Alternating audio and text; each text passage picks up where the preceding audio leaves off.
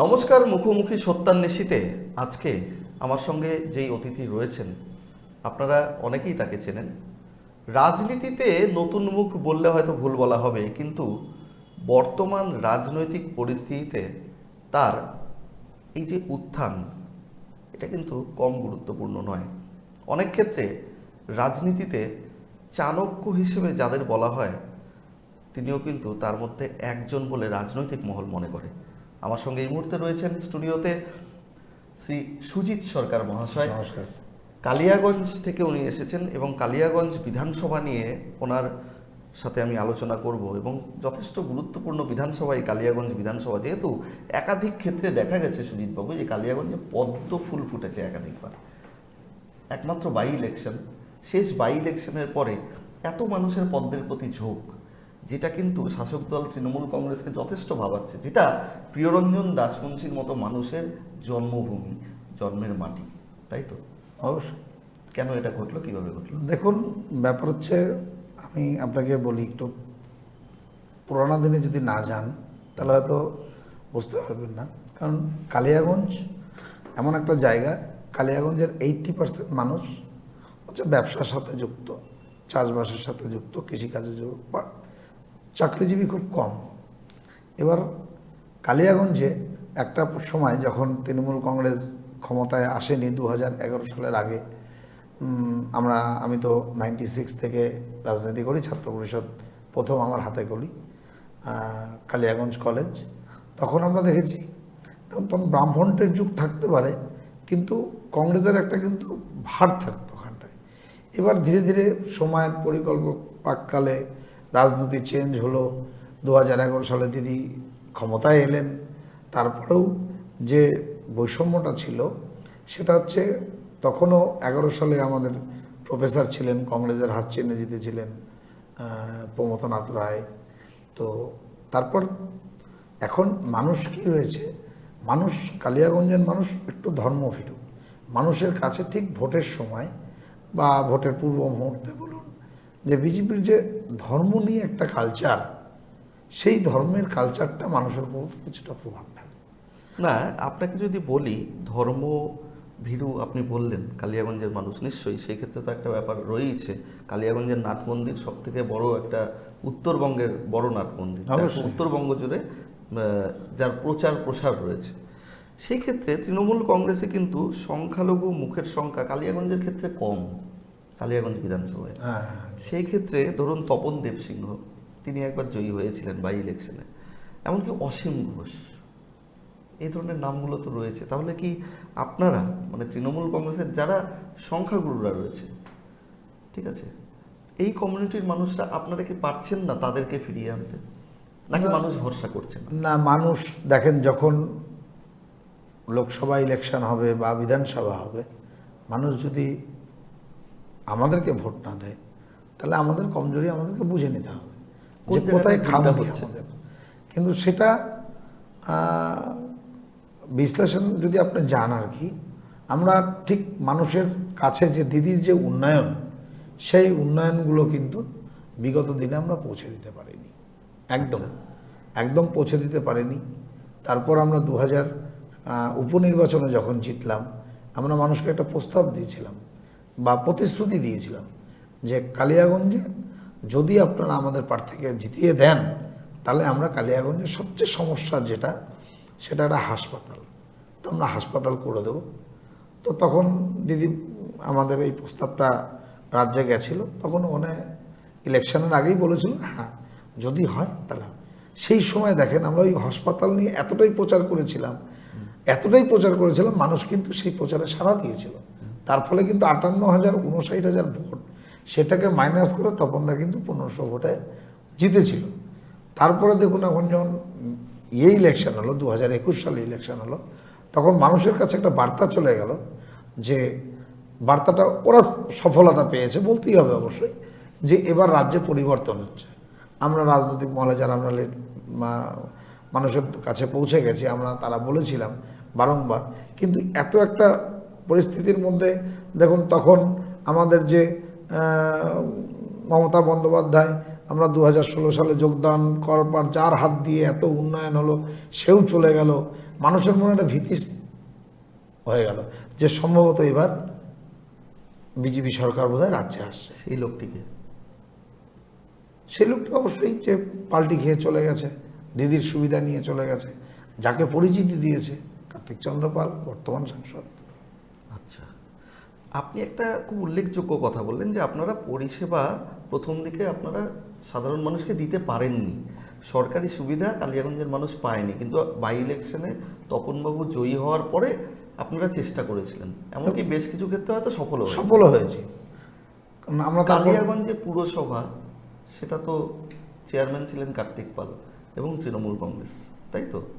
তারপরে তিনি চেঞ্জ করে গেলেন। তাহলে কি কালিয়াগঞ্জের মানুষ, বিশেষ করে শহরের মানুষ, তারা কি কার্তিক পাল পন্থী নাকি বিজেপি পন্থী? না না না না, এটা বললে আপনার ভুল হবে। কারণ দেখা আপনার যাচ্ছে যে কালিয়াগঞ্জের ক্ষেত্রে তো তাই না না না না 24-এর লোকসভার ক্ষেত্রে 24 লোকসভার ক্ষেত্রে আপনি দেখুন, শুধু কালিয়াগঞ্জ কেন দেখছেন, আমাদের উত্তরবঙ্গের প্রত্যেকটা শহরই দেখেন না কেন, প্রত্যেকটা শহরে আমাদের রেজাল্ট, তৃণমূল কংগ্রেসের রেজাল্ট খারাপ হয়েছে। প্রত্যেকটা শহরে আপনি কুচবিহার থেকে শুরু করুন, বালুঘাট অব্দি যান, মালদায় যান, যতগুলো মিউনিসিপ্যালিটি আছে প্রত্যেকটাতে। এখানে দেখুন, একটা কথা বলি, আজকে আমাকে কি দেখেছেন, আমার পরিচিতিটা কোথার থেকে? আমার প্রথম পরিচয় আমি একজন লয়ার, দ্বিতীয় পরিচয় আমি একজন তৃণমূল কংগ্রেসের কর্মী। আমরা নেতৃত্ব দিই, আমাদের যা রাজ্য থেকে নির্দেশ আছে আমরা সেটা করি। এইবার একজনকে যাকে পরিচিত দিয়েছে, শুনুন, ওই সময় তো কাণ্ডারি আমি ছিলাম। কিভাবে 2016 সালে একটা একটা করে কাউন্সিলর জোগাড় করে দেওয়া হয়েছিল ওনার হাতে, তারপর কিভাবে অভিষেক ব্যানার্জির সঙ্গে যোগাযোগ করে কার মাধ্যম দেখিয়ে সমস্ত কিছু আমি করেছিলাম। যখনই আমরা স্টেজে জয়েন করে নামি, তখন আমাদের মিস্টার ফিরাদ হাকিম কিন্তু সঙ্গে সঙ্গে 5 কোটি টাকা ঘোষণা করে দিয়েছিলেন। এবং অর্থের প্রত্যেকটা দপ্তরে আমি গেছি, দপ্তরে গিয়ে কালিয়াগঞ্জের মানুষকে কিভাবে ডেভেলপমেন্ট করতে হয়, কি কি লাগবে কালিয়াগঞ্জে, যে রাস্তা দিয়ে আপনারা এখন যাচ্ছেন, সেই রাস্তা কাজ আনার জন্য আমি টানা 15 দিন কলকাতাতে পড়েছিলাম। কার্তিক বাবু তো নিজের কথাই বলেন, বা মানুষ দেখুন, উনি তো মমতা বন্দ্যোপাধ্যায়ের কথা কোনোদিন বলবেন না, উনি তো অভিষেক ব্যানার্জি সেদিনের কথা বলবেন না। বা অনেক সময় না না, কালিয়াগঞ্জের মানুষ বলে কালিয়াগঞ্জে কিন্তু আপনি দেখবেন 2021 সালের পরে যখন পৌরসভা ভোট হলো, শহরের মানুষ কাকে সমর্থন করেছে? তৃণমূল কংগ্রেসকে করেছে। কারণ জানে শহরের মানুষ যে এই উন্নয়নটা তৃণমূল কংগ্রেস করেছে, মমতা বন্দ্যোপাধ্যায় করেছে, অভিষেক ব্যানার্জি করেছে। তার জন্য দেখবে 17টা আসনের মধ্যে আমরা কিন্তু 10টা আসন জিতেছি, একটা নির্দল 6টা। ওরা অনেক পিছিয়ে গেছে। ভোটের র্যাঙ্কিংয়েও দেখবেন 11,500 ভোটে মাইনাস ছিল তপনদেব সিং 2021-এর বিধানসভায়। তারপর দল আমাকে দায়িত্ব দেয়, আমি দায়িত্ব গ্রহণ করার পর আমি পৌরসভা নির্বাচন শুরু হয়, সেখানে 10টা ওয়ার্ড আমরা জয়লাভ করি 17-র মধ্যে। আমরা মাত্র 146 ভোটে পিছিয়েছিলাম। আমরা 2021 সালের বিধানসভাতে 17তে 17টা ওয়ার্ড মাইনাস ছিল, সেখানে আমরা 10টা ওয়ার্ডে প্লাস করেছি। 3টা ওয়ার্ড মাত্র আমরা 20-30টা করে ভোটে হেরেছি। তো কেন বলবেন না যে শহরের মানুষ তৃণমূল কংগ্রেসকে চায়? শহরের মানুষ উন্নয়নকে চায়। তাহলে 2021-এর যে অঙ্কটা, যেটা আপনি বললেন যে একটা রাজ্যে পরিবর্তনের হাওয়া উঠেছিল, এবার 26-এর ক্ষেত্রেও কিন্তু সেরকমই একটা দেখা যাচ্ছে, এত কিছু তৃণমূলের বিরুদ্ধে অভিযোগ। এবারে সেই ক্ষেত্রে আপনারা এই ব্যাপারটাকে কি করে মোকাবিলা করবেন? 26 আর 21-এর ব্যাপার অনেকটাই আলাদা। কারণ দেখুন, 26-এর 21-এর যেটা ছিল, এখন তো ফুল নোংরামো করছে বিজেপি সরকার, একদম ফুল নোংরাম, আপনার আমার হাতে ধরা। দেখুন, আমি আজকে আপনাকে ভোট দিলাম, আপনি কালকে গিয়ে একটা জায়গার প্রেসিডেন্ট হলেন, ওখানে গিয়ে বলবেন সুজিত সরকার যে ভোটটা দিয়েছে সেটা অবৈধ। এটা মেনে নেওয়া যায় না, এটা মেনে নেওয়া যায় না, এটা সাধারণ মানুষ মানবে না। কেন মানবে? কালকে কালিয়াগঞ্জে আপনি দেখেছেন 14ই মার্চ মোদি সভা করছেন কলকাতাতে, মাননীয় প্রধানমন্ত্রী উনি সভা করছেন কলকাতাতে। আর কালিয়াগঞ্জে, গোটা কালিয়াগঞ্জে বিজেপির ভোট বয়কট করুন বলে শয়ে শয়ে পোস্টার পড়েছে। এটা মানুষের আবেগ, এটা মানুষের নিজের থেকে বহির্প্রকাশ। আচ্ছা সুজিতবাবু, এই যে 21 সালে যে ঘটনাটা ঘটলো, বিজেপির প্রার্থী তিনি জিতে গেলেন একজন বহিরাগত হয়েও, তপনবাবুই তো সেখানে প্রার্থী ছিলেন। তিনি যদি আগের টার্মে যদি কাজ করেই থাকেন, 1.5 বছর যদি তিনি কাজ করেই থাকেন, হয়েওছে, আমরাও দেখেছি, তাহলে পরে কেন সেখানে বহিরাগত একজন প্রার্থী তিনি জিতে গেলেন? না না বহিরাগতের ব্যাপারটা বলছি না, তখন আপনাদের যে পরিস্থিতিটা তৈরি হয়েছিল, রাজ্যের যে এটা বাতাবরণ, নিয়ে কিন্তু বিজেপির ভেতরেই গন্ডগোল হয়েছিল যে বহিরাগত প্রার্থী নয়। সেটা কিছু দেখুন, প্রার্থী নিয়ে প্রতিটা দলের মধ্যে ক্ষোভ আক্ষেপ থাকতে পারে। যখন প্রার্থী ঘোষণা হয়েছে, সৌমেনবাবু তো কালিয়াগঞ্জের লোক নন, বাইরে থেকে এসেছে, হ্যাঁ। তিনি জিতে গেলেন। হ্যাঁ, ওটাই বলছি যে প্রার্থী নিয়ে প্রথমে দেখুন প্রত্যেকটা দলের মধ্যেই যে এ হলে ভালো হবে, ও ভালো হবে। এখন যেরকম সোমেন রায়ের বিরুদ্ধে পোস্টার পড়ছে, গলিতে গলিতে পোস্টার পড়ছে, তখনও পড়েছিল। তারপর ওনাকেও বিজেপির যারা লোকজন ছিল তারা গ্রহণ করে নিয়েছে। এখন যেটা পোস্টার পড়ছে ওনারাই পোস্টার দিচ্ছেন। আবার যদি সোমনবাবু হয়, বিজেপিরাই গ্রহণ করে নেবেন। কিন্তু ওনাদের ভিতরের ব্যাপার, ওনারা কাকে গ্রহণ করবেন না করবেন সেটা ওনাদের ভিতরের ব্যাপার, এবং পোস্টার ফেলানো ওদের ব্যাপার, এবং পোস্টারের পক্ষে কাজ করার ব্যাপার ওদের ব্যাপার। না, সেই ক্ষেত্রেও কি চেঞ্জ হয়েছিল মানুষের মন? এই আপনি যেটা বললেন যে রাজ্যে পরিবর্তনের হাওয়া, সেই হাওয়াতেই কি হ্যাঁ। সৌমেন রায় জিতেছিলেন? অবশ্যই, যে রাজ্যে এবার পরিবর্তন হচ্ছে, মানুষ ওটা অ্যাকসেপ্ট করে নিয়েছে যে সম্ভবত এবারে আপনাদের ভোটের অঙ্ক কি থাকবে? মানে আপনারা কি কিসের নিরিখে ভোট করবেন? শুধুই কি উন্নয়ন? না, উন্নয়ন আছে। তারপরে যে আপনার এখন যে বর্তমান পরিস্থিতি চলছে, দেখুন মমতা বন্দ্যোপাধ্যায় লাইনে আপনাকেও দাঁড় করিয়েছে, লাইনে আমাকেও দাঁড় করিয়েছে, নরেন্দ্র মোদীও দাঁড় করিয়েছে লাইনে। কেউ ভোটাধিকার ছিনিয়ে নেওয়ার জন্য লাইনে দাঁড় করিয়েছে, কেউ আমার আপনার কষ্টের টাকা 2000 টাকার নোট ছিনিয়ে নেওয়ার জন্য লাইনে দাঁড় করিয়েছে, কেউ গ্যাসের লাইনে 45 দিন পর গ্যাস পাবেন সেজন্য দাঁড় করিয়েছে। আর মমতা বন্দ্যোপাধ্যায় আপনার আমার পরিবারকে দাঁড় করিয়েছে, লাইনে দাঁড় করিয়েছে কিসের জন্য?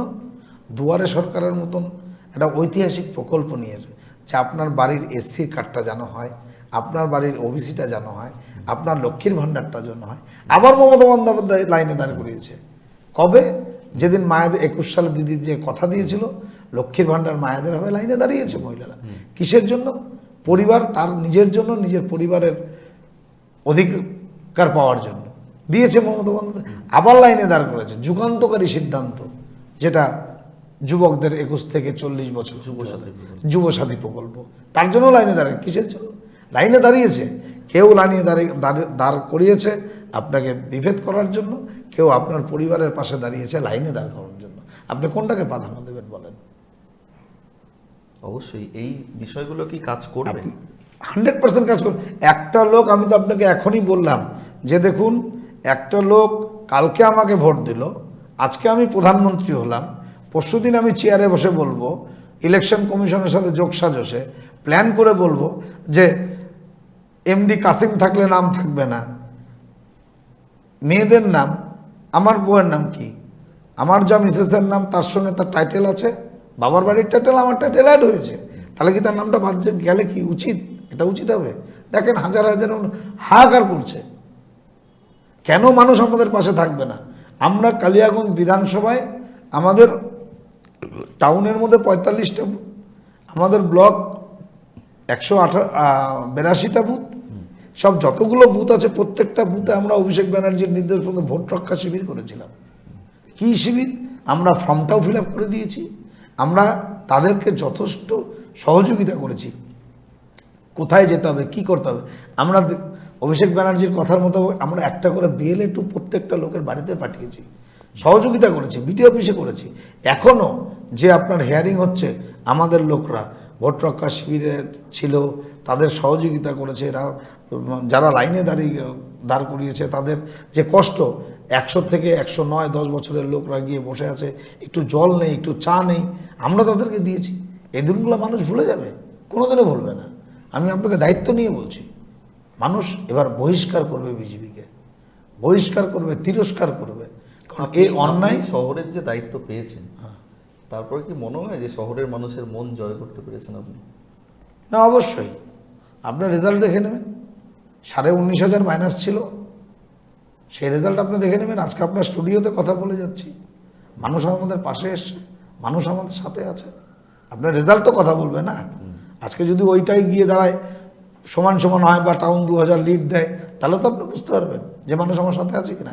আমি এখন আপনার স্টুডিওতে বসে বললাম যে আমার সাথে আছে, এই আছে, হ্যাঁ। আপনার রেজাল্ট আজকে বলছি 4 মে ভোট ঘোষণা হবে, ভোট গণনা হবে, সেদিন দেখে দেবেন কালিয়াগঞ্জ টাউনের পরিস্থিতি। মানুষ বিজেপির চক্রান্ত বুঝে গেছে যে তারা মিথ্যা প্রতিশ্রুতি দিয়ে কিভাবে মানুষের সাথে মানুষের ভোটাধিকার কেড়ে নেওয়া যায়, তাই মানুষ আমাদের সাথে আছে। প্রার্থী হয়ে লড়াইটা কত কঠিন হবে নাকি খুব সহজ হবে? না দেখুন, অ্যাকচুয়ালি এটা তো দিদি প্রার্থী ঘোষণা করবেন। দিদি প্রার্থী ঘোষণা করলে যদি নাম থাকে, যদি দিদি প্রার্থী দেন, তাহলে অবশ্যই লড়াই হবে। কারণ খেলা দেখেন, যখন কেউ খেলতে নামবে কেউ তার মাঠ ছেড়ে বেরোতে যাবে না, সবাই চাবে জিততে। কিন্তু আমাদের আশা এবার কালিয়াগঞ্জ বিধানসভা দিদিকে উপহার দেবে। এবারে একটা বিষয় বলি সুজিতবাবু, সেটা হচ্ছে যে কালিয়াগঞ্জ বিধানসভা এলাকাটা বেশিরভাগটাই রাজবংশী সমাজ অধ্যুষিত। রাজবংশীরা কেন আপনাদের থেকে বারবার করে মুখ সরিয়ে নিচ্ছে তৃণমূল কংগ্রেস থেকে? না দেখুন, যেখানে তপনদেব সিংহর মতো মানুষ কিন্তু তিনি এখানে ছিলেন। না তিনিও রাজবংশী ছিলেন। এটা দেখুন, আমরা যেটা বলছি এখন ভোট বাক্সে তো এইভাবে আর হচ্ছে না যে বোতামটা টিপলাম রাজবংশীর ভোট, এই বোতামটা টিপলাম মাইনরিটির ভোট, এই বোতামটা টিপলাম নমশূদ্রর ভোট, এইভাবে তো হয় না। আমরা তাদেরকে কোনো সময় ছোটো করবো না। আমাদের ধারণা তারাও আমাদেরকে সমর্থন করেন, সম্পূর্ণরূপে করেন, কিন্তু কোনো একটা জায়গায় হয়তো ঘাটতি আছে, কোনো একটা জায়গার থেকে আমাদের সেগুলো কি আপনারা যাচাই করে বের করতে পেরেছেন? অবশ্যই আমরা দেখবেন। এখন আমরা আমাদের নেত্রী, আমাদের অভিষেক ব্যানার্জি যেভাবে দলীয় কর্মসূচি দিয়েছে আমরা বিগত দিনে করেছি, এবং ভোট ঘোষণা হওয়ার পর যে কর্মসূচিগুলো দেবে আমরা সেগুলো পালন করব। এবং সবচেয়ে বড় কথা, দিদি যে কথা রেখেছে, লক্ষ্মীর ভাণ্ডার বলেন, যুবসাথী বলেন, তারপর ভূমিহীন যারা আছেন, যারা অ্যাপ্লিকেশন করেছেন, আমরা তো সারা বছর মাঠে থাকি। আর এবছর টাউনের মানুষ দেখতে পেরেছে। আমি দুর্গাপূজার প্রায় ওই দুর্গাপূজার আগেই আমাকে দল দায়িত্ব দিয়েছিল। যখন 2021 আমাকে দায়িত্ব দিয়েছিল, তখন পৌর ভোটের সময় ছিল মাত্র 4 মাস। আমি সেটা ওভারকাম করতে পেরেছি দিদির আশীর্বাদ নিয়ে, অভিষেক ব্যানার্জির আশীর্বাদ নিয়ে। এবার আমাকে দায়িত্ব দিয়েছে সেপ্টেম্বর মাসে কালিয়াগঞ্জ টাউন 19,500 মাইনাস নিয়ে। তা আমি খুব, কারণ আমি মমতা বন্দ্যোপাধ্যায়কে খুব ভালোবাসি, আমি দিদির টিএমসি পার্টিটাকে খুব ভালোবাসি, কারণ আমি তৃণমূলে যোগদান করার আগের থেকে আমি তার মিটিং মিছিলে ঘুরতাম। তো আমি এটুকু আশ্বাস করতে পারি 19,500 মাইনাস আর থাকবে না, সেটা দেখে নেবেন। কারণ আমি যখন পৌর ভোট কালিয়াগঞ্জে হয়ে যাওয়ার পর 2015 সালে যখন অনেক আসন নিয়ে জয়লাভ করলেন, তখন আমি দিদির প্রোগ্রামগুলোতে কলকাতাতে যেতাম। আমি যাই, আমার প্রফেশন কাজে যাই, আমার বন্ধুরা অনেকে টিএমসিতে ঢুকে গেছে, আমাদেরকে বলে টিএমসিতে ঢোক, কিন্তু আমি লুকিয়ে লুকিয়ে যেতাম। তো একদিন প্রস্তাব দিলাম যে কালিয়াগঞ্জের উন্নয়ন করতে গেলে কিন্তু মমতা বন্দ্যোপাধ্যায় সৈনিক হতে হবে, ওই দলে যোগ দিতে হবে। প্রথম আমার কথাটাকে অনেকে উড়িয়ে দিয়েছিল, কিন্তু সত্যি আজকে আমি যেভাবে করেছিলাম, একটা লোক খুব সহযোগিতা করেছে, দুটো নাম না নিলেই না। রাজীব গুপ্তা জানে আমি কি পরিশ্রম করেছিলাম, ওর বাড়ি 4 নম্বর ওয়ার্ডে। আর বাইরের দিক থেকে সবচেয়ে বেশি সাপোর্ট করেছিল গাজলে আমাদের একটা বন্ধু দাদা থাকে, সুশীল মণ্ডল। তখন পরিস্থিতি খুব ভয়ঙ্কর, কারণ জেলার মধ্যে আমরা প্রথম টিএমসিতে যোগদান হতে যাচ্ছি, চতুর্দিকে পাহারা, কে কোথায় যাচ্ছে কি হচ্ছে। তার মধ্যে গাজলের আমার বন্ধু বান্ধবের একটা টিম, তারা খুব সহযোগিতা করেছিল। আর কাউন্সিলরদেরকে এক জায়গায় করার জন্য রাজীব গুপ্তা খুব সহযোগিতা করেছিল। আমি 3 মাস এই যোগদান করার আগে 3 মাস আমি কখনো আলিপুরদুয়ার, কখনো জলপাইগুড়ি, কখনো কলকাতায় আমি দৌড়ে বেরিয়েছি যে কি করে যোগদান করা যায়, কি করে যোগদান করা যায়। তারপর এখানে ধীরে ধীরে, তবে আজকে আমি সেটাকে সার্থক মনে করি। দেখুন 2016 সালে আমার কোনো পদ ছিল না, আমি কোনো পলিটিক্যাল কোনো পদে ছিলাম না, কোনো ডেজিগনেশন ছিল না, কাউন্সিলর ছিলাম না। কিন্তু আমার কথাতে কাউন্সিলররা এক জায়গায় হয়েছে, আমার সাথে গেছে, আমার লাইনে অভিষেক ব্যানার্জির সাথে, যুবরাজের সাথে কথা হয়েছে। তারপর যে 21শে জুলাই মঞ্চে উঠে আমি যোগদান করেছি, এটা আমার সবচেয়ে বড় পাওনা।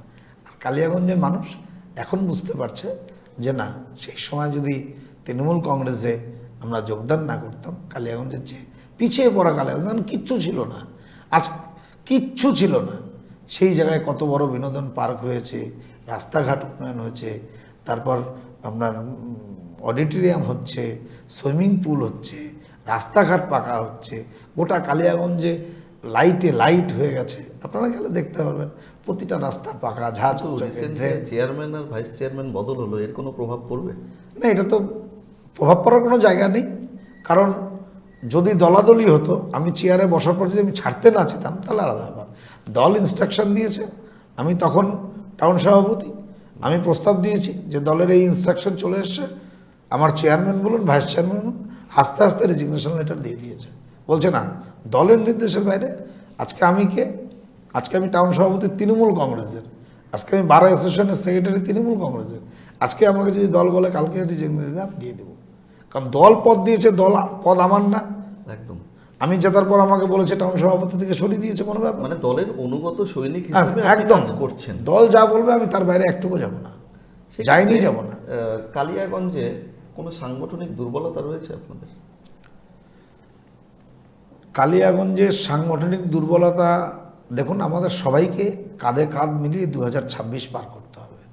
যদি একসাথে কাঁধে কাঁধ মিলিয়ে না কাজ করেন, আমার মনে হয় সেটা দলের ক্ষতি হবে। তাই আমি সবসময় বলি, দেখবেন আমার সমস্ত সংগঠনের সঙ্গে আমার মিটিং একতরফা হয়ে গেছে, আমি কোনো সংগঠন বাদ দিইনি। স্কুল টিচার বলেন, হেলথ সেক্টর বলেন, যারা আমাদের সংগঠন করেন, বিডি অফিস বলেন, টোটো ইউনিয়ন বলেন, বাস ওনার্স অ্যাসোসিয়েশন বলেন, ট্রাক বলেন, যত এই ধরনের রাজমিস্ত্রি বলেন, ইলেকট্রিসিটি, যত আমাদের সংগঠন আছে, আমার একটা পার্ট আলোচনা হয়। আমার একটাই বার্তা, নেতৃত্ব প্লাস কর্মী সবাইকে একটা কথা, যে 2026 আমাদের কঠিন লড়াই, বিজেপির মতন এক অশুভ শক্তির হাত থেকে রক্ষা করতে হবে বাংলাকে, দিদির এটা নির্দেশ। তাই আমাদেরকে সবাইকে কর্মী প্লাস নেতৃত্ব যারা আছি, আমরা সবাই একে অপরের কাঁধে কাঁধ লাগিয়ে ভাই বোন দাদা দিদির সম্পর্কে রেখে এক পরিবার এক আত্মা রেখে কাজ করতে হবে, এটা আমার নির্দেশ। আপনার মনে করুন রাধিকাপুর, তারপরে মোস্তাফানগর, ভান্ডার, এমনকি এই যে সাহেবঘাটার এলাকাগুলো যে রয়েছে, তো এই সমস্ত জায়গা থেকে একটা তো সমস্যা আপনাদের তৈরি হতেই পারে। কী সমস্যা? কোনো সমস্যা নেই। আপনার রাধিকাপুরে আমাদের প্রোগ্রাম হলো, শয়ে শয়ে বিজেপি কর্মী যোগদান করলো। ভান্ডার অঞ্চলে আমরা করলাম প্রোগ্রাম, সেখানে শয়ে শয়ে লোক যোগদান করলো। তথ্য বলছে যে এই সমস্ত জায়গাগুলো থেকে কিন্তু আপনাদের অনেকটা মাইনাস ছিল। না, মাইনাস দেখেন আগে কি ছিল সেটা নিয়ে আমি রিপেয়ার করতে পেরেছি। সেগুলো হ্যাঁ, আমাদের রিপেয়ার চলছে। দেখুন, ভোট এমন একটা জিনিস, ভোটের আগের দিন অবধি আপনাকে কাজ করে যেতে হবে, এবং ভোটারটা যে যাচ্ছে বাড়ির থেকে বের হয়ে, আপনার কর্মীকে তার সঙ্গে থেকে করতে হবে। সেই প্রসিডিওরগুলো চলছে, আশা করি অসুবিধা হবে না। ভান্ডার বলেন, রায়গঞ্জ, সুজিতদা, রায়গঞ্জ ব্লকের অনেক জায়গা আছে যেগুলো কিন্তু কালিয়াগঞ্জ বিধানসভার মধ্যে, যেমন বিশেষ করে বড়ুয়া গ্রাম পঞ্চায়েত, বীরভূই। তো যখন দেখা যাচ্ছে একটা রাস্তার এপারে বিধায়ক কৃষ্ণ কল্যাণী, তিনি পরিষেবা দিয়ে যাচ্ছেন মানুষকে, রাস্তার ওপারের মানুষগুলো তারা দরজা জানলা খুলে দাঁড়িয়ে থাকছেন চুপচাপ, এটা হয়তো আমরাও দেখেছি। তো সেই ক্ষেত্রে কি আপনারা কোনো কিছু চিন্তা ভাবনা করেছেন? না দেখুন, আমি আপনাকে একটা প্রস্তাব বলি, যে বিজেপি 2021 সালে শোভেন রায় জিতেছিলেন, এই আমাদের যে দুটো অঞ্চল আছে বড়ুয়া বীরভূই, আমাদের এদিকে অঞ্চল সবার সাথে তো মানে ভিতরে করেছেই, এখানে যে উনি প্রতিশ্রুতিগুলো দিয়েছিলেন তার একটাও ফিল আপ করেননি। এবং আমি উল্টে দেখা যাচ্ছে যে রায়গঞ্জের বিধায়ক গিয়ে হেল্প করেছে। দেখুন, আমি কালিয়াগঞ্জে বাড়ি, আমার সুজিত সরকার, আমি যদি ডালখোলায় আমার কোনো রিলেটিভ থাকে বা আমার কোনো সুযোগ মানে সহযোগিতার করার ক্ষমতা থাকে, তাহলে আমি অবশ্যই করব। রায়গঞ্জের এই বর্ডারে পার কৃষ্ণদা তৃণমূল কংগ্রেসের একটা মুখ বিধায়ক, কোনো বিধায়ক পারবে না যে আমি রাস্তার এপারের লোককে সুযোগ সুবিধা করে দিচ্ছি, ওপারের লোকগুলো তাকিয়ে আছে, যতটুকু পারে করবে। কিন্তু এর জবাব বড়ুয়া বীরভূই, আমি আপনাকে আবার বলছি, বড়ুয়া বীরভূই এবার বিজেপিকে দিবে এর জবাবটা।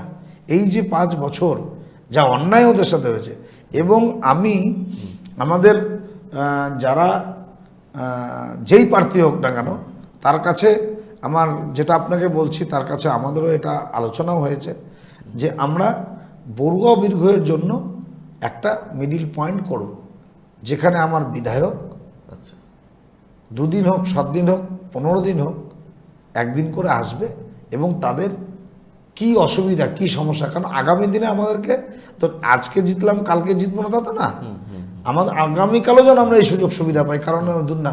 তাই আমার সাথে মোটামুটি সমস্ত নেতৃত্বদের আলোচনা হয়েছে যে আমরা একটা এরকম একটা প্ল্যান করব যাতে ওখানকার মানুষকে ভাবতে না হয় যে আমরা এমএলএ ছাড়া, বিধায়ক ছাড়া। কারণ আমরা এটা করেছিলাম, না আমরা করেছিলাম আমাদের প্রমোদরা যখন জিতেছিল, ওখানকার যারা মেম্বার প্রধান পুরানা দিনের আছে শুনবেন, স্যারের বাড়িতে আমাদের আলোচনা হতো, আমাদের একটা টিম বড়ুয়াবির হয়ে গিয়ে কাজ করতো। এবারে আরেকটা পথের এর মাঝেই বলতে হয়, তৃণমূলের হয়তো পথের কাটা বর্তমানে সাংসদ, তার ওপরে কিন্তু তার পরিষেবায় কিন্তু কালিয়াগঞ্জের মানুষ খুব খুশি, বিশেষ করে ট্রেন, এটাতে কিন্তু মানুষ খুশি। অমৃত ভারত স্টেশন, দেখুন এই জায়গাটা কতটা কষ্টের হবে লড়াইটা, কষ্টের কোনো ব্যাপার নেই, কারণ মানে মোকাবিলা করবেন কি করে? অবশ্যই উনি রেল দিয়েছে, দিদির উন্নয়ন আছে, কালিয়াগঞ্জের রেল লাইনটা যেটা হয়েছে, রেল লাইনের পাশ দিয়ে যে পাকা রাস্তাটা গেছে, কার টাকা?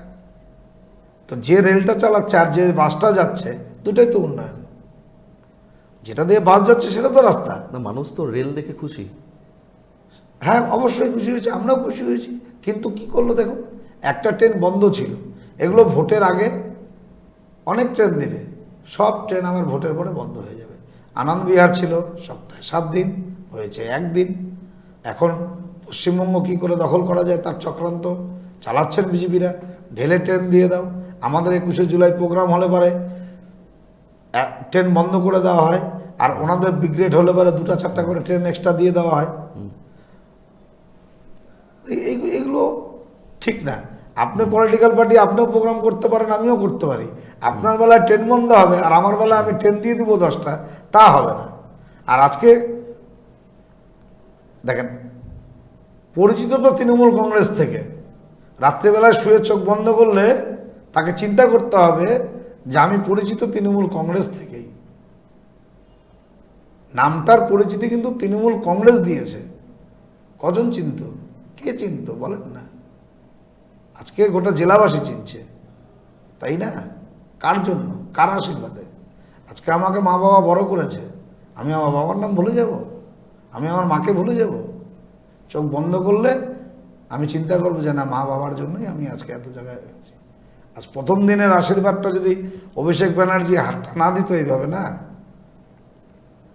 যেদিন আমরা যোগদান করি, শুনুন, এগুলো মানুষকে জানার দরকার আছে। একদমই তাই, মানুষকে জানান। মানুষ না জানলে পরে মানুষ তো অন্ধকারে আছে। হ্যাঁ। রাত্রি 1:30-2 বাজে 21শে জুলাই আমাদের যুবরাজ বলে দিয়েছিল উনি চেয়ারম্যান হবেন। কে? বর্তমানে সাংসদ, আচ্ছা। উনি চেয়ারম্যান হবেন। তারপরে তখন আমাদের জেলা সভাপতি ছিলেন অমলাচার্যী, উনি যখন বললেন, আমাদের চেয়ারম্যান ছিলেন স্বর্গীয় অরুণদেব সরকার, এখন আছে স্বর্গীয় অরুণদেব সরকার, উনি মারা গেছেন। উনি এখান থেকে মেসেজ করলেন যে আমি তৃণমূল কংগ্রেসে ঢুকতে চাই। তারপরে ওনাকে সেনগুপ্ত জেলা প্রেসিডেন্ট ছিলেন কংগ্রেসের, সাসপেন্ড করে দিয়েছিলেন। তখন রাত্রি 2টোর সময় স্টেশনে আমরা ছিলাম, তখন অভিষেক ব্যানার্জিকে ফোন করা হয়েছিল। অভিষেক ব্যানার্জি বলেছিল যে না, আমি যাকে চেয়ারম্যান ঘোষণা করে দিয়েছি সেই চেয়ারম্যান হবে। তাহলে সেদিনের আশীর্বাদের কথাটা মনে রাখতে হবে। সেদিন যদি হাতটা সরিয়ে নিতেন তাহলে সেদিন অরুণদেব সরকার টিএমসির চেয়ারম্যান হতো, তাহলে এই নামটা আর ব্রডকাস্ট হতো না। জানতে হবে। এইগুলো কি আপনারা প্রচারের আলোয় নিয়ে আসবেন? দেখুন, এগুলো, এটা তো মানুষের উন্নয়নটা যে মমতা বন্দ্যোপাধ্যায় করেছে এটা মানুষ জানে। আর এগুলো দেখুন, রাজনৈতিক ভিতরের ব্যাপার, তো সাধারণ মানুষের সাথে কি আলোচনা, মানুষের জানানোর দরকার ছিল। আপনি স্টুডিওতে প্রশ্ন করলেন, আমি উত্তর দিলাম। আচ্ছা, এ তো গেল সরাসরি তৃণমূল আর বিজেপির লড়াই। এবারে আসি, যেই মাটি একসময় কংগ্রেসের শক্ত ঘাঁটি ছিল, আপনারাও কংগ্রেস থেকে উঠে এসেছেন, একদম। তো প্রিয়দার মাটি, সেই কংগ্রেস এবারে কিন্তু আলাদা করে প্রার্থী দিচ্ছে। এবারে কি বলবেন, আপনার পুরনো দল, লড়াইটা কত শক্তের হবে? গত বছরও ওনারা প্রার্থী দিয়েছিলেন। কংগ্রেসের, মানে আমি বলছি, কংগ্রেস কোনো কম্পিটিশনই নেই। কংগ্রেস বলেন, সিপিএম বলেন, কম্পিটিশনই নেই। তো তারা আলাদা আলাদা করে প্রার্থী দিচ্ছে, সেই ক্ষেত্রে কি শাসক দল তৃণমূল কংগ্রেস আমাদের সুবিধা হবে? আমাদের সুবিধা হবে শাসক দল। কেন? অবশ্যই যে ভোটারগুলো ওরা যোগদান হলে, কারণ ওরা তো জানে রাজ্যে কোনো ক্ষমতায় আসবে না, হয়তো একটা সিটও হয়তো পাবে না। তো সাধারণ মানুষ যারা কংগ্রেসের প্রতি ভালোবাসা আছে, যে না কংগ্রেসকে ভোটটা দিই, যখন আলাদা প্রার্থী হচ্ছে তো আরো না তৃণমূল কংগ্রেস উন্নয়ন করেছে, তৃণমূল কংগ্রেসকে ভোটটা দিই। তার মানে এতদিন যে জোটে ছিল, হ্যাঁ, বাম কংগ্রেসের জোটের না, ক্ষেত্রে কি সেই সেটাই কি আপনাদের ক্ষতির কোনো কারণ ছিল মনে হয়? না, মনে হয় কালিয়াগঞ্জে কোনো ব্যাপার ছিল না। এখন গোটা রাজ্যের ব্যাপার তো আমি বলতে পারবো না। কারণ দেখুন, কালিয়াগঞ্জে প্রভাস ছিল, প্রভাস সরকার প্রার্থী ছিল, তো আমার তো মনে হয় 3% ভোটও পায়নি। তাহলে এই তো এইবার মনে করেন ভোটগুলো কারা পেয়েছিল? সেটা কি বিজেপিতে চলে গিয়েছিল? তখন বিজেপিতে চলে গিয়েছিল। ওই বললাম না, একটা চেঞ্জের একটা বাম যারা আছেন তারা চিন্তা করেছিলেন যে কি করে তৃণমূল কংগ্রেসকে সরানো যাবে। অত প্রতিনিয়ত চেষ্টা করছে, লাভ নেই। এখন তো মনে করেন সিপিএম আপনি খুঁজলে পাবেন না, লালও খুঁজে পাবেন না। রাস্তার ধারে যেগুলো বিরিয়ানির দোকান আছে দেখবেন লাল কাপড় পেঁচানো আছে, এই তো। আর কি রাজনীতির ক্ষেত্রে উল্লেখযোগ্য কিছু বিষয় আপনার জীবনের, এবার ব্যক্তিগত লাইফে আছি, যে এই রাজনীতি করতে গিয়ে ব্যক্তিগত কিছু আপনার স্মৃতিতে ধরা আছে এখনো? অবশ্যই খুব উল্লেখযোগ্য, যেটা সবসময় মনে হয়, চোখ বন্ধ করলেই মনে পড়ে। তৃণমূলে যোগদানটাই মনে হয়।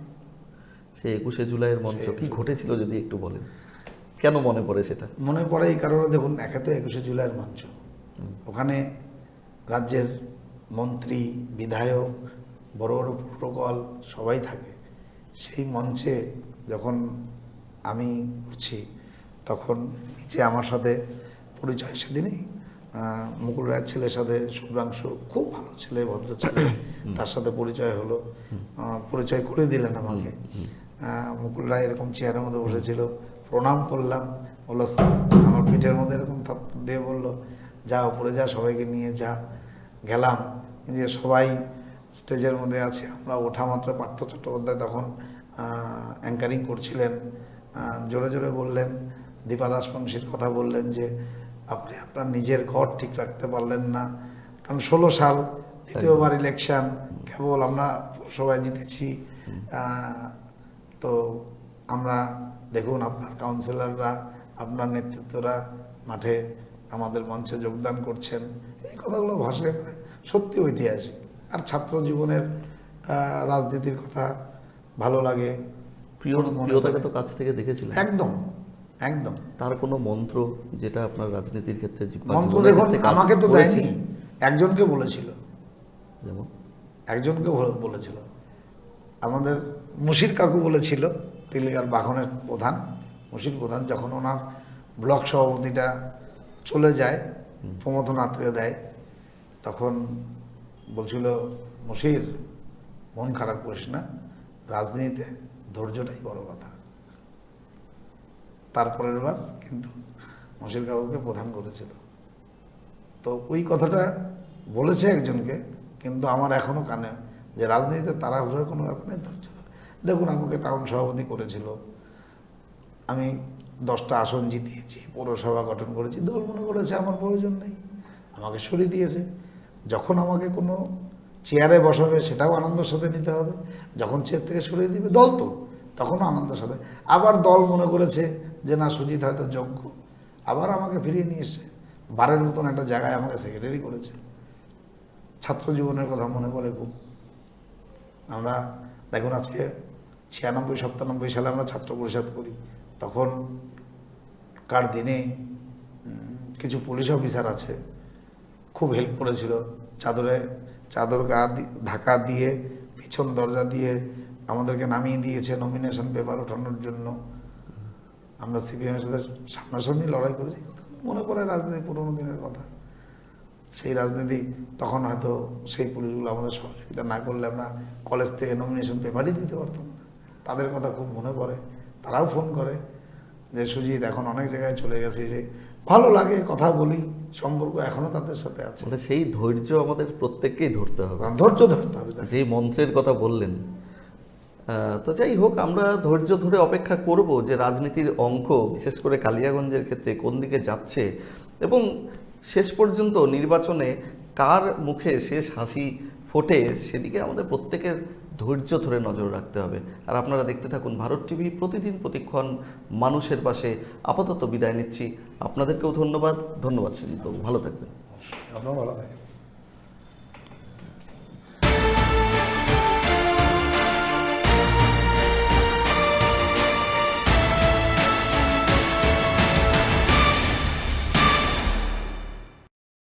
উকি মারেন কেন কর্তা? কে বলে বড় মাছের স্বাস্থ্য দেখে শরীর খারাপ লাগে বুঝি? কি বলে আরে মাছেরা বলছে এবার থেকে আপনার মাছেদেরও দিন কল্যাণীস প্রিমিয়াম ফ্লোটিং ফিশ ফিড। ভাসমানে খাদ্য আনে লক্ষ্মী মোদের ঘরে জলকে ছলাৎ ছলাৎ। ঘরের লক্ষ্মী আজই ঘরে আনো কল্যাণীস প্রিমিয়াম ফ্লোটিং ফিশ ফিড। ভাসমান খাদ্য।